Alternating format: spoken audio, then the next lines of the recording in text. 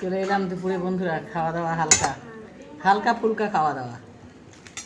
দেখো ভাত আছে, সরু চালের ভাত, করলা ভাজা, না দিয়ে পাবদা মাছের ঝাল।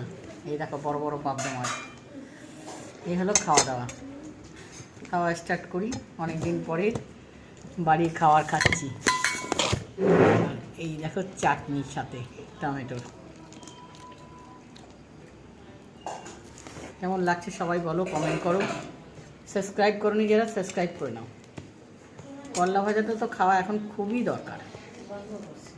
কি কাঁচা টমেটো আজকে নিলাম তো আমি। পাকা টমেটোতে এত লাগছে না আমার খেতে, ভালো কাঁচা টমেটো বেশি ভালো লাগছে।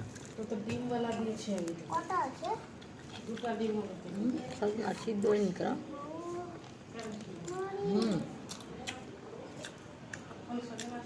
সজনা সিদ্ধ হয়নি? হয়েছে তো।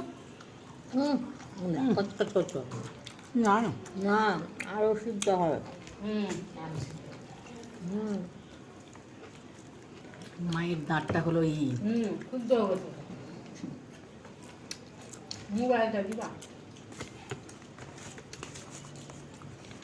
আর মার তরকারিটা পাঞ্চা হয়েছে। পাঞ্চাই দরকার। মার তরকারি একদম দরকার নাই। হ্যাঁ, ফলন ঠিক করেছো। এখন চলবে, এখন 1 মাস এরকমই খাওয়া। মার একদম তরকারিতে লবণ দেবে না। মার তরকারিতে একদম দিবা না, আমাদের পরেই লবণ দিয়ে দিবা, তাও ভালো। যাদের প্রেশার তারা লবণ কম খাবে বন্ধুরা। মার প্রচণ্ড প্রেশার।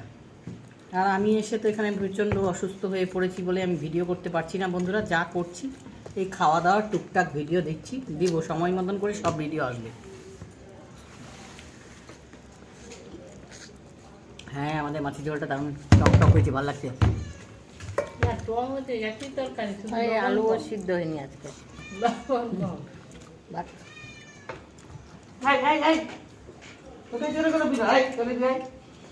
খেয়েও শান্তি নাই।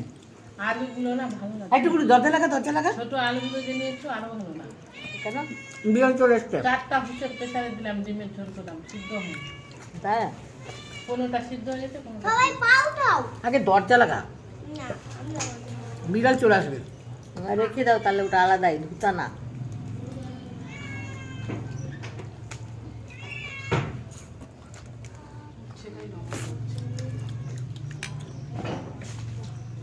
মেয়েগুলা নাই নিচ্ছে,